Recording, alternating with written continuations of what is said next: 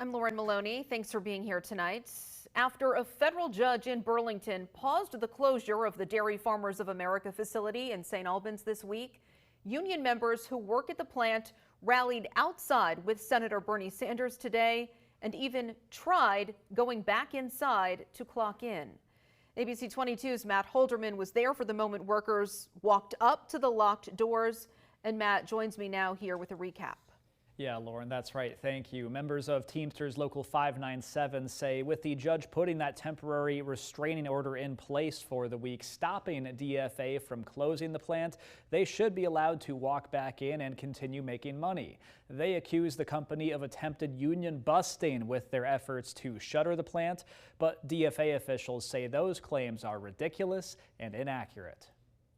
You guys should be letting us in because that's what the judge told you to do. Some tense moments at the front entrance to the Dairy Farmers of America plant in St. Albans Wednesday as members of the Teamsters Union Local 597 who work at the plant tried walking back in following a federal judge ordering DFA to pause its efforts to shut down the facilities. This is the latest development in what's now become a nearly year-long saga between DFA and Teamsters. Last September and October, the union went on strike over wages, working conditions, and forced overtime, and the two sides did reach a new contract in October. But 2 months ago, back in June, DFA announced it would be idling the St. Albans plant and the adjoining creamery and supply store, ending the jobs of 80 people, a move workers say is a direct response to last year's strike. This attempted closure is a textbook example of union busting and retaliation against the workers. But as soon as we went back to work, we noticed the atmosphere was definitely different. DFA needs to do the right thing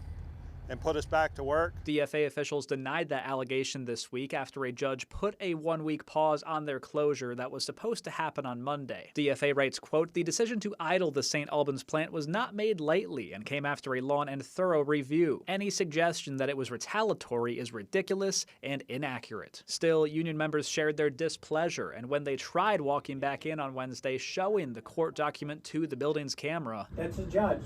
That's a federal judge.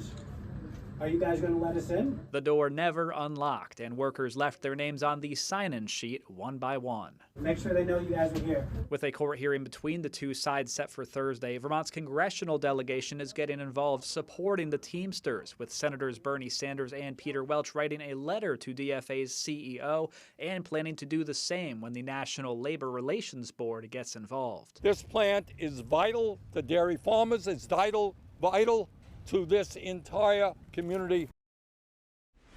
Now, that contract agreement that DFA and Teamsters reached last October featured a 14.5% wage increase, higher contributions to employees' pensions, and long-term pay bumps. DFA had previously shown satisfaction with the agreement, saying they, quote, "modernized and maintained the St. Albans plant and made sure our pay is competitive within the local market." Reporting live in the studio, Matt Holderman, ABC 22 News.